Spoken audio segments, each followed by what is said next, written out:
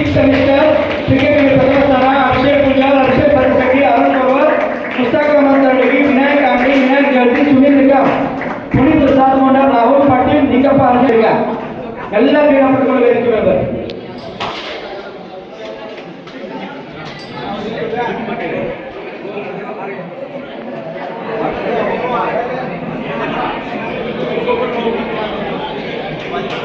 ಎಲ್ಲ ಒಟ್ಟಿಗೆ ಟ್ರೋಫಿಕ್ ಅದೇ ಕಾರಣ ಕೊಡ್ತಾರೆ,